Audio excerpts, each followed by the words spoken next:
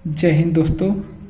चलिए देखते हैं कक्षा 9 गणित की क्या प्रश्नावली 1.1 का प्रश्न संख्या 2 क्या है कि 3 और 4 के बीच 6 परिमेय संख्याएं ज्ञात कीजिए। ठीक है, तो 6 परिमेय संख्याएं बताना है किसके, 3 और 4 के बीच में।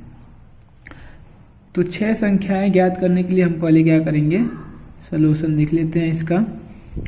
3 और 4 के बीच 6 परिमेय संख्याएं ज्ञात करने के लिए पहले क्या करेंगे, पहले हर को 6 + 1 7 करना पड़ेगा या लेना पड़ेगा। ठीक है, तब 3 बराबर क्या हो जाएगा, 3 × 7/7, तो ये हो जाएगा 7 × 3 = 21/7, कॉमा 4 बराबर क्या हो जाएगा, 4 बराबर फिर 4 में गुणा कर लेंगे 7 का बट्टा 7 हर हो जाएगा, तो 7 चौक 28/7 हो जाएगा। ठीक है, अब 3 और 4 के बीच में निकालना था, तो अब क्या निकालेंगे, 21/7 और 28/7 के बीच क्या निकालेंगे, तो यहाँ से 6 परिमेय संख्या बराबर हम लोग का क्या हो जाएगा, 21 आया है तो 21 के बाद क्या आ जाएगा, 22/7, पहला 23/7, दूसरा 24/7, तीसरा 25/7, चौथा 26/7, पांचवा और 27/7 हो जाएगा छठवा। ठीक है, ये तो हो गया हम लोग की क्या, फर्स्ट विधि से। अब एक सेकेंड विधि भी निकाल लेते हैं।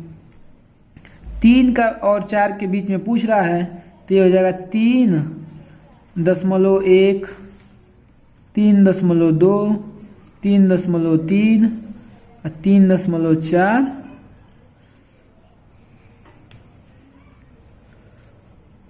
3.5 और 3.6। ठीक है, 1 2 3 4 5 6 संख्या हो गई, तो दोनों में से कोई भी विधि से हम लोग क्या कर सकते हैं, हल कर सकते हैं। दूसरा प्रश्न हल हो गया है। अब देखते हैं क्या तीसरा क्वेश्चन को। 3/5 और 4/5 के बीच क्या करना है, 5 परिमेय संख्याएं ज्ञात करना है। तो 3/5 और 4/5 को क्या कर लेते हैं हम लोग सॉल्यूशन में, 3/5 और 4/5 को हम लोग पहले क्या करेंगे, दशमलव में बदल लेंगे, को दशमलव में बदलने पर। ठीक है, तो पहले दशमलव में क्या करेंगे, बदल लेंगे। तो 3/5 को दशमलव में बदलेंगे तो क्या होगा, 3 में भाग दे देंगे किसका, 5 का, तो यहाँ से नहीं जाएगा तो यहाँ पे दशमलव लगा के 0 बढ़ाएंगे, 5 छक्के 30 कट गया। ये हो गया हम लोग का 0.6 और 4 को हम लोग यहाँ बदल देते हैं, 5 से नहीं जाएगा तो यहाँ 0 लगाएंगे, 5 × 8 = 40। ठीक है, कट गया। अब क्या होगा कि ये आ गया हम लोग का कितना, दशमलव में 3/5 आ गया हम लोग का 0.6 और 0.8 हो गया 4/5। अब 0.6 और 0.8 के बीच में क्या बता देना हम लोगों को, 5 परिमेय संख्याएं। तो इसको हम लोग 0.60 और इसको 80 भी क्या कर सकते हैं, लिख सकते हैं। तो यहाँ से 5 परिमेय संख्या बराबर हो जाएगा 0.61, 0.62, 0.63 और 0.64, 0.65। 1 2 3 4 और 5 परिमेय संख्याएं क्या हो गई हम लोगों की प्राप्त हो गई। तो ऐसे ही हो जाएगा क्या, 0.61, 0.62 और 0.63, 0.64, 0.65, ये हम लोग की क्या हो गई, 5 परिमेय संख्याएं प्राप्त हो गई। ठीक है, इसके बाद अब देखते हैं हम लोग क्या अगला क्वेश्चन नंबर 4। क्वेश्चन नंबर 4 देखते हैं। क्वेश्चन नंबर 4 क्या दिया है, नीचे दिए गए कथन सत्य है या असत्य, कारण के साथ उत्तर दीजिए। तो देखते हैं हम लोग क्या पहले क्वेश्चन को। ठीक है, प्रत्येक प्राकृतिक संख्या एक पूर्ण संख्या होती है, ये तो क्या है हम लोग का सत्य है।